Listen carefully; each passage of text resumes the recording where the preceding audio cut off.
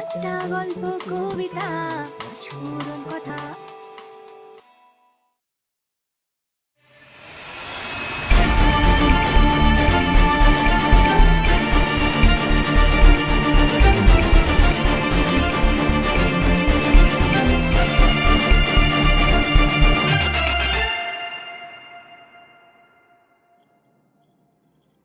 পাঁচফোড়ন কথায় আপনাকে স্বাগত। বাংলা সাহিত্যের জগতে হেমেন্দ্র কুমার রায় একটি অবিস্মরণীয় নাম। রহস্য, ভৌতিক, অভিযান, ঐতিহাসিক গল্পে ছিল তার অবাধ বিচরণ। সৃষ্টি করেছেন অনেক কালজয়ী চরিত্র। কুমার আর বিমল গেছে যক্ষের ধনের খোঁজে, আর রহস্য সমাধানের জন্য এসেছে জয়ন্ত আর মানিক। আজ এই জয়ন্ত আর মানিককে নিয়েই আমাদের গল্প। আজকের গল্প মানুষ পিশাচ। রচনা হেমেন্দ্র কুমার রায়। শুনতে থাকুন। আগের কথা। চারিদিকে ছোট বড় পাহাড় আর বন জঙ্গল। এই অঞ্চলের ম্যাজিস্ট্রেট মিস্টার সেনের পুত্র অমিয় আজ তার দুই অতিথি বন্ধুর সাথে পাখি শিকারে বেরিয়েছে। তার বোন শিলাও আবদার ধরে তাদের সঙ্গে এসেছে। সারাদিন বনে জঙ্গলে ঘুরে এখন তারা বাড়ি ফিরছে। ঝড় উঠলো বলে। কাছে কোনো লোকালয় নেই। দূরে লোকালের মতো কি একটু দেখা যাচ্ছিল? ওখানে আলোয় আছে বটে, কিন্তু লোক নেই। ওর নাম আলীনগর। ওখানে এখন জনশূন্য পোড়ো ভাঙা বাড়ি আর ধ্বংসস্তূপ ছাড়া অন্য কিছুই নেই। অন্ধকার আকাশে বাজ চেঁচাতে লাগলো গলা ফাটিয়ে। পরেশ নিশীথ, শিলাকে নিয়ে শিগগিরই নেমে পড়ো, ওই মসজিদে গিয়ে ঢোকো। ওকে ওকে ও দাদা ওকে। মোটরের হেডলাইটের মতো সেই চোখ। কে তুমি? পথিক। দাদা দাদা শিগগির এখান থেকে বেরিয়ে চলো, নইলে শিগগির স্টার্ট দাও দাদা। কিন্তু ওরা আবার কে? পড়ে যাও, নইলে মরবে। লাইটের তীব্র আলোকে তাদের রুক্ষ চুল ও বিস্ফারিত চোখের পাতা পর্যন্ত স্পষ্ট দেখা যাচ্ছে। এগিয়ে আসে, আরো এগিয়ে আসে, আরো এগিয়ে আসতে লাগলো। এ কি অসম্ভব ব্যাপার! শিলা আর্তনাদ করে অজ্ঞান হয়ে গদির ওপর লুটিয়ে পড়ল। জয়, তুমি কি আজকের কাগজখানা ভালো করে পড়নি? বিভীষণ বিভীষিকা তিনটি মেয়েকে কে বা কাহারা চুরি করিয়া লইয়া গেছে। পুরো শহর আলীনগরের কাছে কাহারা নাকি আক্রমণ করিয়া কুমারী শিলাকে লইয়া পলাইয়া গেছে। আমার নাম অমিয় সেন, আমি চট্টগ্রাম থেকে আসছি। আর একদিকে বন্দুকের গুলিতে আহত হয়ে নির্বিকারের মতো সেই 6টা আড়ষ্ট দেহ একেবারে আমাদের গাড়ির ওপর এসে পড়েছে। হাত দুখানা আমাকে এক টানে শূন্যে ছুঁড়ে ফেলে দিলে। শিলা নেই। সুন্দরবাবু বলে উঠলেন, আপনার বোনকে ভূতে উড়িয়ে নিয়ে গিয়েছে। মানিক, জিনিসপত্র সব গুছিয়ে নাও। অমিয়বাবুর সঙ্গে আজই আমরা চট্টগ্রাম যাত্রা করব।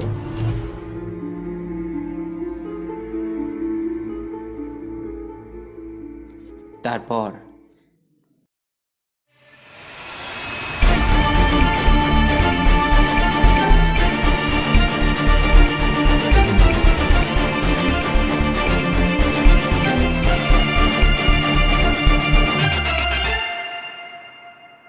আজ দ্বিতীয় পর্ব।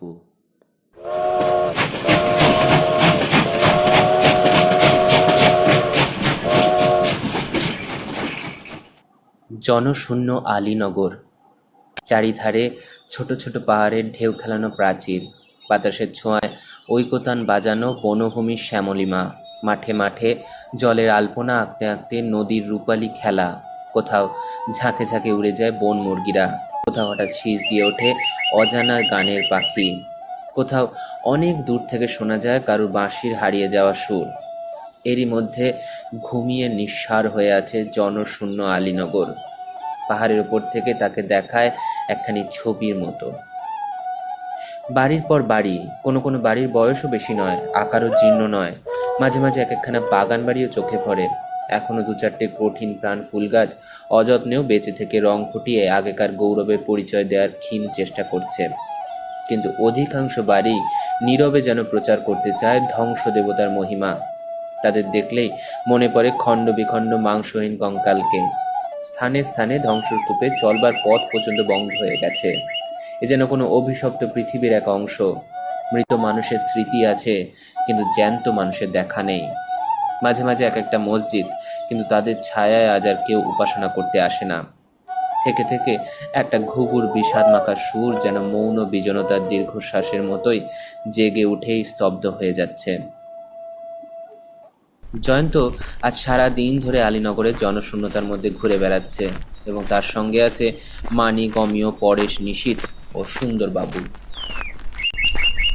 জয়ন্তর সঙ্গে ইন্সপেক্টর সুন্দরবাবুর এখানে আসবার কোনো দরকারই ছিল না, কিন্তু খানিকটা কৌতূহলে পড়ে ও খানিকটাই নতুন দেশে বেড়াবার ঝোঁকে সুন্দরবাবু কিছুদিনের ছুটি নিয়ে জয়ন্ত ও মানিকের সঙ্গী হয়েছেন। সারাদিন কোথাও উল্লেখযোগ্য কিছুই আবিষ্কার করা গেল না। বৈকালে তারা শহরের প্রান্তে একটা ছোট নদীর ধারে এসে দাঁড়ালো। সুন্দরবাবু সারাদিনই কাঠফাটা রৌদ্রে অমন টোটো করে ঘুরে বেড়ানোর বিরুদ্ধে কঠিন কঠিন মত প্রকাশ করে আসছিলেন, কিন্তু এবারে তিনি রীতিমতো বিদ্রোহ প্রকাশ করে বললেন, আমি বাবা আর এক কম নড়ছি না। তোমাদের খাতিরে পড়ে শেষটা কি আত্মহত্যা করব? এখানে সর্দি কর্মী হলে দেখবে কে? জয়ন্ত একবার সুন্দরবাবুর দিকে ফিরে তাকালো। মরুভূমিতে দরিয়ার মতো তার বিপুল টাকের ওপর দিয়ে দরদর ঘামের ধারা নেমে আসছে, আর পথশ্রমে তার বিশাল ভুঁড়ি হাঁপড়ের মতো একবার ফুলে উঠছে, একবার চুপসে যাচ্ছে দেখে তার দয়া হলো।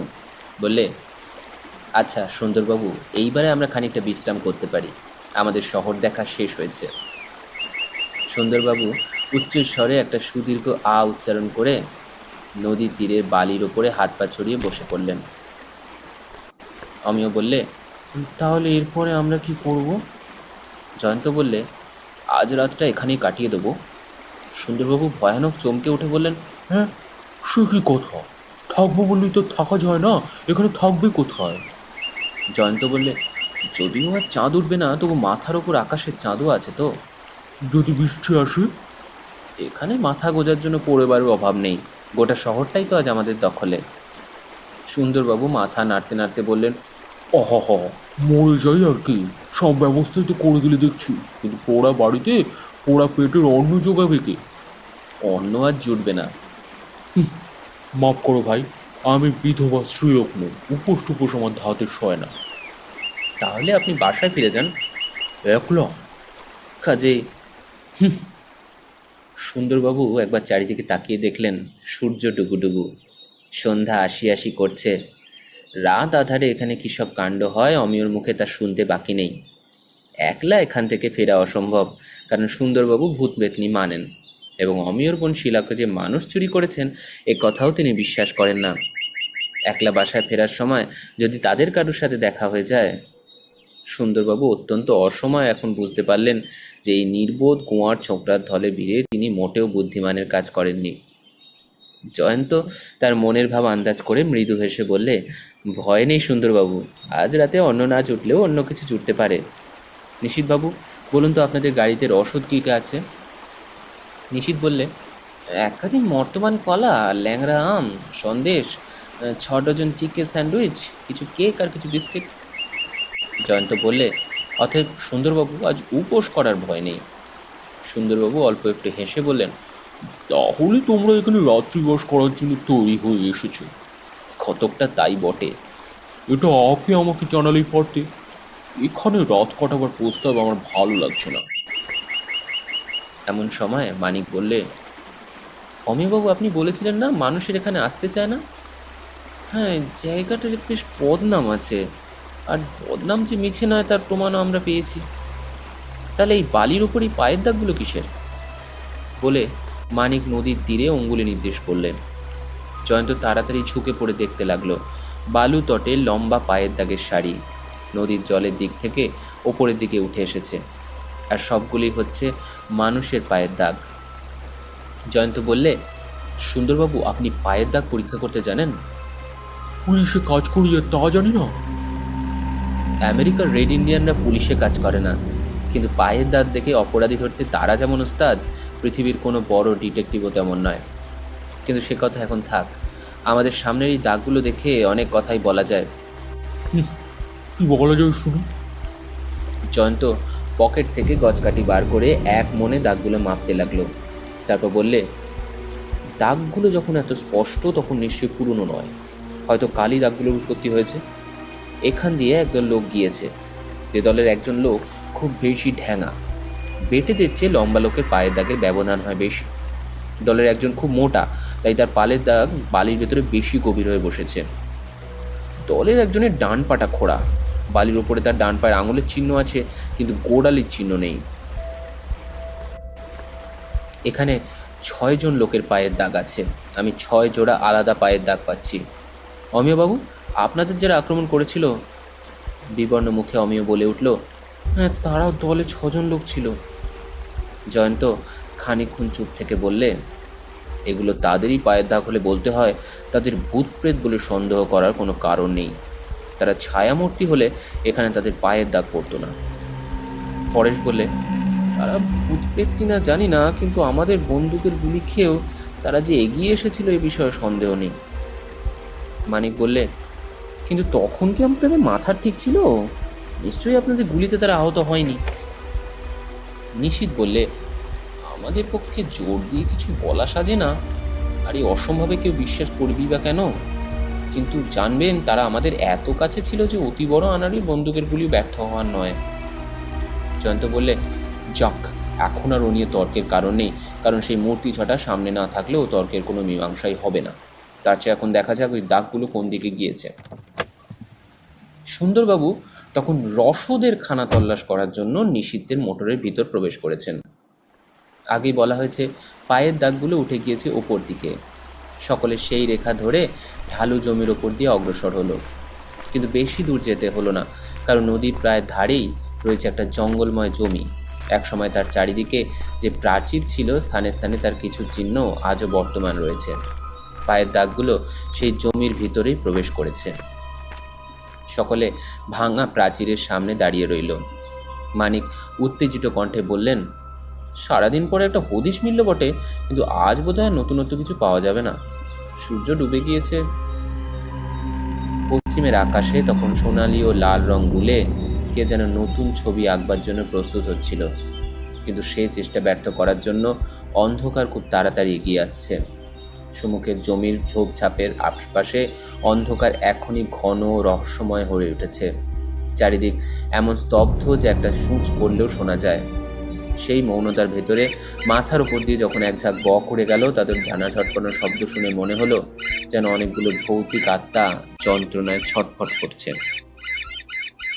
এমন সময় দেখা গেল সুন্দরবাবু হাঁসফাঁস করতে করতে দৌড়ে আসছেন। তার এক হাতে খানকয় স্যান্ডউইচ আর অন্য হাতে এক ছড়া কলা। কাছে এসে তিনি বললেন, এই ভোর সন্ধ্যাবেলায় মারাত্মক জায়গায় আমাকে একলা ফেলে তোমরা কোথায় পালিয়ে যেতে চাও?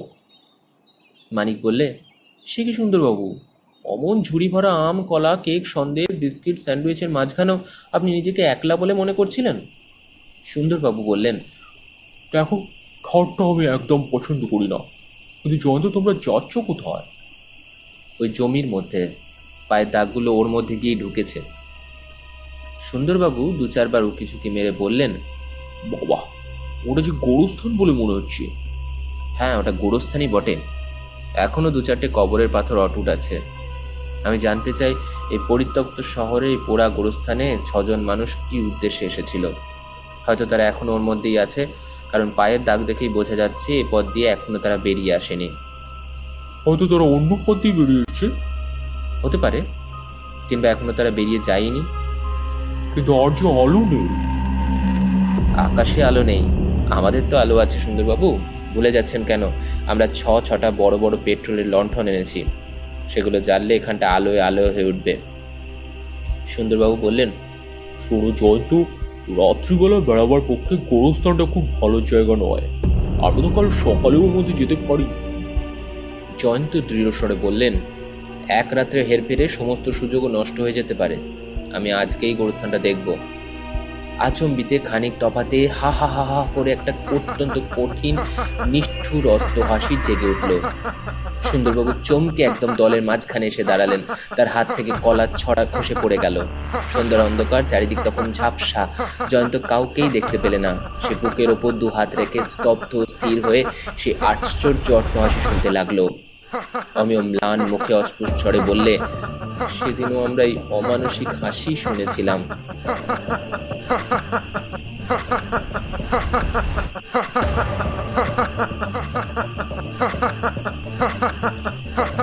নদীর মতো শব্দেরও স্রোত আছে।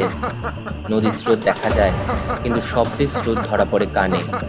খানিকক্ষণ ধরে সেই ভয়াবহ অট্টহাসির শব্দ ঠিক স্রোতের মতোই শূন্যতার মধ্য দিয়ে অবিরাম বয়ে চলল। তারপর হঠাৎ হাসি থেমে গেল এবং তার প্রতিধ্বনিগুলো ক্ষীণ থেকে ক্ষীণতর হয়ে ধীরে ধীরে মিলিয়ে গেল যেন নিস্তব্ধতার মহাসাগরে। সুন্দরবাবু তখন দুই হাতে দুই কান চেপে মাটির উপর উবু হয়ে বসে পড়েছেন। অমিয়, নিশীথ, পরেশ প্রাণপণে পরস্পরের হাত চেপে ধরে আড়ষ্টের মতো দাঁড়িয়ে রইল। জয়ন্ত বললে, যে হাসছে সে হয় পাগল, নয় আমাদের ঠাট্টা করছে। মানিক কিছু বললে না, কেবল নিজের বন্দুকের কুঁদোটা মাটির উপর ঠক ঠক করে ঠুকতে লাগলো। রাত্রিময় বনভূমি, ভয় ভরা রহস্যময় তার রূপ। মাথার উপরে অন্ধকারে আকাশ দানবের হাজার হাজার তারকা চক্ষু মিটমিট করে তাকিয়ে আছে। তার তলায় আরও ঘন অন্ধকারে পর্বত শিখরগুলো যেন দৈত্যপুরীর বিচিত্র বিরাট অভিনয় ভঙ্গিতে স্থির ও স্তম্ভিত হয়ে আছে, এবং আরও তলায় যেন সীমাহারা বিশাল অরণ্য সভয়ে বদ্ধ স্বরে থেকে থেকে আত্মনাদ করে উঠছে। ঘুঘুর ম্রিয়মান সুরকে ঘুম পাড়িয়ে জেগে উঠছে প্যাঁচার বিরক্ত কর্কশ কণ্ঠ। সে যেন বিপুল বনকে এবং এই বনের ভিতরে আজ যারা এসে পড়েছে তাদের সবাইকে ক্রমাগত অভিশাপের পর অভিশাপ দিয়ে যাচ্ছে, এবং তারই সঙ্গে তাল রেখে ঘন ঘন বেজে উঠছে কালো বাদুরদের অলক্ষণে ডানাগুলো। সুন্দরবাবু শিউরে শিউরে বলে উঠলেন, অলো জলো, অলো জলো, অলো জলো। পেট্রোলে লণ্ঠন আনবার জন্য পরেশ গাড়ির দিকে অগ্রসর হলো। জয়ন্ত একখানা হাত ধরে তাকে থামিয়ে বললে, কোথায় যাচ্ছেন? আর যে অন্ধকার সইতে পারছি না, আলোগুলো এনে জেলে ফেলি? না, যদি এখানে সত্যি শত্রু থাকে তাহলে আলো জ্বাললে তারা আমাদের দেখতে পাবে। এখন অন্ধকারই আমাদের বন্ধু। সুন্দরবাবু বসে বসেই পিছন হটতে হটতে বললেন, কিন্তু শত্রুরা অন্ধকারে আমাদের দেখতে পেয়েছে। ওই ঝোপের ভিতর থেকে তারা আমাদের দিকে তাকিয়ে আছে। মানিক দেখলে সামনের একটা ঝোপ থেকে সত্য সত্যই চারটে আগুনের চোখ জ্বলছে, জ্বলছে আর নিভছে, জ্বলছে আর নিভছে। অমিয় নিশীথ বন্দুক তুললে। জয়ন্ত হেসে বললে, খুব সম্ভব দুটো শেয়াল আশ্চর্য হয়ে আমাদের দেখছে। তারপরেই আগুনের চোখ আর দেখা গেল না। জয়ন্ত বললে, সুন্দরবাবু, মিথ্যে ভয় পেয়ে রজ্জুতে সপ্রভ্রম করবেন না। ভয় বড় সংক্রামক। একজন ভয় পেলে আর সকলেও পাবে, অথচ এখানে ভয় পাওয়ার মতো কিছুই আমি দেখছি না। কিন্তু সুন্দরবাবু জয়ন্তর কথা শুনতে পেলেন বলে মনে হলো না। তিনি তখন কান পেতে অন্য কি যেন শুনছিলেন। মানিক চুপি চুপি বললে, জয়, নদীর জলে ছপছপ শব্দ শোনা যাচ্ছে, কে যেন নদী পার হচ্ছে। তারপরে শব্দটা থেমে গেল। খানিক পরে খুব কাছেই শোনা গেল কার পায়ের শব্দ। কে যেন দ্রুত পদে গোরস্থানের দিকে অগ্রসর হচ্ছে, কিন্তু সে যে কে কিছুই নজরে পড়ল না। ছিদ্রহীন অন্ধকার তার মূর্তিকে একেবারে গ্রাস করে ফেলেছে। পায়ের শব্দ ধীরে ধীরে মিলিয়ে গেল। অমিয় অস্ফুট স্বরে বললে, জয়ন্তবাবু, যেখানে দিনের বেলা মানুষ আসতে ভয় পায়, সেখানে এই সময় অন্ধকারে যে বেড়াতে আসে তাকে কি সাধু বলে মনে হয়? সুন্দরবাবু বললে, কিন্তু এখান দিয়ে যে গেল সে কি মানুষ? এই রাত্রে পুরো শহরে গোরস্থানের সঙ্গে জ্যান্ত মানুষের কি সম্পর্ক থাকতে পারে? আমরা চোখে দেখছি খালি অন্ধকার, ও কিন্তু দিব্যি হনহন করে এগিয়ে গেল। মানিক বললে, জয়, আমরাও কি ওর পিছনে গোরস্থানে ঢুকবো? জয়ন্ত বললে, গোরস্থানে ঢুকতে হলে আলো জ্বালতে হয়, কিন্তু এখন আলো জ্বালা নিজে থাকতে ধরা দেওয়া একই কথা। কি যে করব বুঝতে পারছি না। সুন্দরবাবু বললেন, এখন আমাদের একমাত্র কর্তব্য মানে গাড়িতে উঠে পড়া। বলে ভূত কি মানুষ, শত্রুর হাতে নোক, সাপ কি বিচ্ছুর কামড়ে আমাদের মৃত্যু হবে অনিবার্য। পরেশ বললে, এই মাত্র আমার উপর দিয়ে সশরকরি কি চলে গেল। সুন্দরবাবু আঁতকে উঠে লাফাতে লাফাতে পা ঝাড়তে ঝাড়তে বললেন, আমার পায়ে উঠলে নিশ্চয়ই আমাকে কামড়ে দেবে।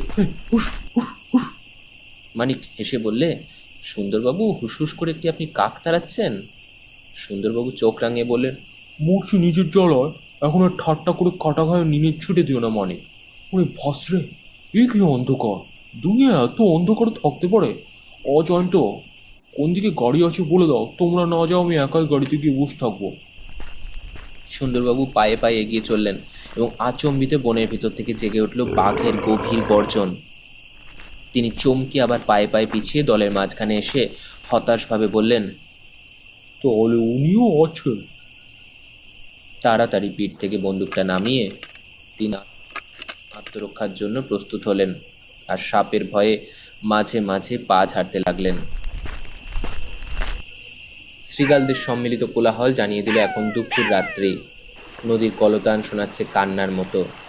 আকাশ একে অন্ধকার, কিন্তু হঠাৎ দেখা গেল অধিকতর পুরু আর একটা অন্ধকারে ঘোমটা ছড়িয়ে আকাশের তারকা নেত্রগুলোকে ঢেকে দিচ্ছে। জয়ন্ত বললে, মেঘ উঠেছে, আজও হয়তো ঝড় বৃষ্টি হবে।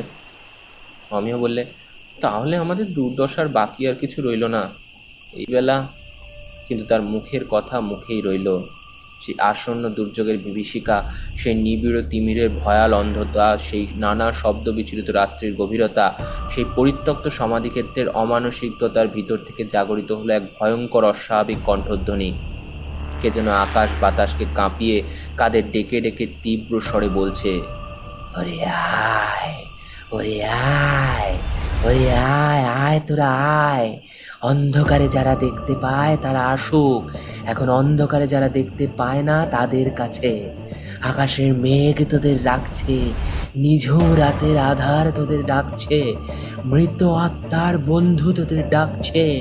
কবরে কবরে দুয়ার খুলে যাক, কফিনে কফিনে জীবন জাগুক, মরা চোখে চোখে আলো ফুটুক। বেগম সাহেবা বসে বসে কাঁদছে, বাদীরা অন্ধকারে দেখতে পাচ্ছে না, আলো নিয়ে তোরা সবাই আয়, ওরে আয় রে আয়। বো বো করে হঠাৎ একটা পাগলা হাওয়ার ঝাপট বয়ে এলো। কর্কর শব্দে বজ্রের ধমক শোনা গেল। মরমর করে একটা বড় গাছের মাথা মাটিতে নুয়ে পড়ল। বাঘ আর ভয়ে বর্জন করছে না, পেঁচা বাদুর ভয়ে আর ডানা ছটপটিয়ে উঠছে না, শৃগালরা ভয়ে আর আঙুর চোখ মেরে তাকাচ্ছে না। তারপরে খলখল করে আবার সেই অট্টহাসির পর অট্টহাসির স্রোত। অমিয় প্রায় আর্তস্বরে বলে উঠল, ও হাসি আমি চিনি, কিন্তু অমন করে কথা কইল কে? সুন্দরবাবু ঠক ঠক করে কাঁপতে কাঁপতে বললেন, কে আসছে, কে আসবে, কে অন্ধকারে দেখতে পায়, কে বেগম আর কে বেবাদী? আমরা কি সশরীরে নরকে এসে পড়লাম? জয়ন্ত যেন আপন মনে অস্ফুট স্বরে বললে, বেগমই বা কে আর বাঁধি বা কারা? এ কি পাগলের প্রলাপ? মানিক, তোমার কি মত? লণ্ঠনগুলো জেলে আমরা কি গোরস্থানে ঢুকে পাগলটাকে আক্রমণ করব? মানিক সজোরে জয়ন্তর কাঁধ চেপে ধরে বললে, চুপ চুপ, ওই দেখো। জয়ন্তর দু চক্ষে অত্যন্ত বিস্ময়ের ভাব জেগে উঠল। তাদের কাছ থেকে প্রায় 200 গজ তফাতে গোরস্থানের ভিতরে নড়ে চড়ে বেড়াচ্ছে কতগুলো আলো। তাহলে গোরস্থান নির্জন নয়, ওখানে আলো নিয়ে কারা কি করছে? আবার সেই কণ্ঠস্বর, ওরে আয়, ওরে আয়, আয় তোরা আয় রে, রোশনাই কই, খানা কই, বেচনা কই। আলোগুলো এতক্ষণ এলোমেলো ছিল, এখন হঠাৎ সার বেঁধে একদিকে এগিয়ে চলল। সুন্দরবাবু বললেন, ও আলিয়ার আলো। পরেশ বললে, না আলিয়া নয়, যাদের হাতে আলো আছে তাদেরও আবঝা আবঝা দেখা যাচ্ছে। নিশীথ বললে, কিন্তু ভালো করে দেখা যাচ্ছে না। কে ওরা? এই গোরস্থানের ভেতরে কি ডাকাতের আড্ডা আছে? জয়ন্ত বললে, অমিয়বাবু আপনাদের 6 জন লোকে আক্রমণ করেছিল তো? আগে হ্যাঁ। মানিক, নদীর তীরে আমরা 6 জোড়া পদচিহ্ন আবিষ্কার করেছিল তো? হ্যাঁ। এখন ওই আলোগুলো গুনে দেখো দেখি। মানিক গুনতে গুনতে বলল, 1 2 3 4 5 6, 6টা আলো, তার মানে 6 জন লোক। অমিয় উত্তেজিত হয়ে বলল, জয়ন্তবাবু তাহলে ওরাই আমার শিলাকে চুরি করেছে। ওরা ভূতি হোক মানুষ হোক কিছুই আমি কেয়ার করি না, আমি এখনই ওদের আক্রমণ করব। আমার বোনকে আমি উদ্ধার করব, হয় মরবো নয় ওদের মারবো। জয়ন্ত তাড়াতাড়ি তার হাত ধরে চেপে ধীরে বললে, শান্ত হন অমিয়বাবু, এখন গোয়ার্তমি করার সময় নয়। ওখানে যদি ডাকাতের দল থাকে তাহলে ওদের দলে কত লোক আছে তা কে বলতে পারে। আমরা ওখানে গিয়ে প্রাণ দিলে তো আপনার বোনের উপকার হবে না। মানিক বললে, আলুগুলো আবার কোথায় অদৃশ্য হয়ে গেল? জয়ন্ত স্থির হয়ে বললে, যাকগে, আমাদের এখানে অপেক্ষা করার সার্থক হয়েছে। কাল সকালে গোরস্থানই হবে আমাদের কার্যক্ষেত্র। আজ এই অন্ধকারে অজানা জায়গায় গোলমাল করে কিছুই হয়তো করতে পারবো না। মাঝখান থেকে শত্রুরা সাবধান হয়ে সরে পড়বে। বৃষ্টি এলো বলে রাত পোহাতে আর ঘন্টা কয়েক দেরি আছে। বাকি রাতটুকু মোটরে বসে কাটিয়ে দিয়ে চলো। অমিয় নিতান্ত অনিচ্ছা সত্ত্বেও জয়ন্তর কথা মতো নিজের মোটরের দিকে যাওয়ার জন্য ফিরে দাঁড়ালো। সঙ্গে সঙ্গে শুনতে পেল বনের মধ্যে আবার কারেকখানা মোটর গাড়ির গর্জন। গাড়িরখানা যেন খুব তাড়াতাড়ি ছুটছে। অমিয় আশ্চর্য হয়ে বললে, এখানকার সবই কি অস্বাভাবিক? এমন জায়গায় এমন সময় কে আবার মোটরে চড়ে হাওয়া খেতে এলো? নিশীথ বললে, একখানা নয়, আবার আরেকখানা মোটর, সই অনু, এখানেও খুব জোরে ছুটে আসছে। মানিক বললে, ডাকাতরা কি আমাদের আক্রমণ করার জন্য মোটরে করে দলবল নিয়ে এলো? আচম্বিত অরণ্যের ভিতরে দূরে একটা ভয়ানক শব্দ হলো। সকলে সবিস্ময়ে শুনছে এমন সময় আবার একটা শব্দ। অমিয় বললে, এ যে কোনো অ্যাক্সিডেন্টের শব্দ হলো। জয়ন্ত তাড়াতাড়ি শুকনো গলায় বললে, হ্যাঁ, অ্যাক্সিডেন্টই বটে, আমাদেরই সর্বনাশ হলো বোধহয়। যেখানে তাদের গাড়ি ছিল সেখানে গিয়ে দুখানা মোটরই আর খুঁজে পাওয়া গেল না। জয়ন্ত তিক্ত স্বরে বললে, এখন আমরা অসহায়।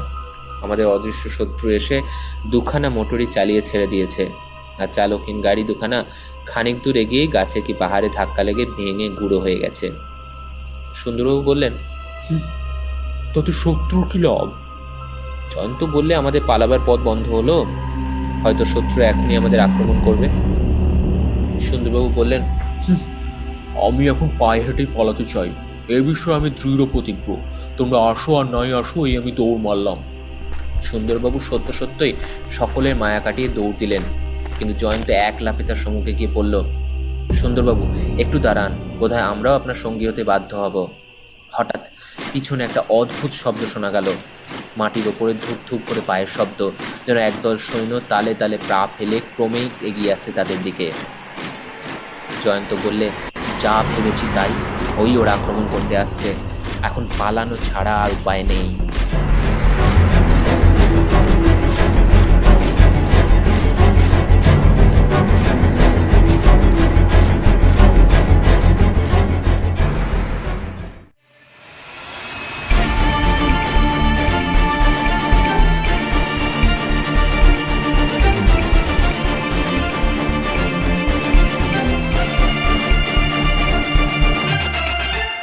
হেমেন্দ্র কুমার রায়ের মানুষ পিশাচ গল্পের পরবর্তী অংশ পরের পর্বে।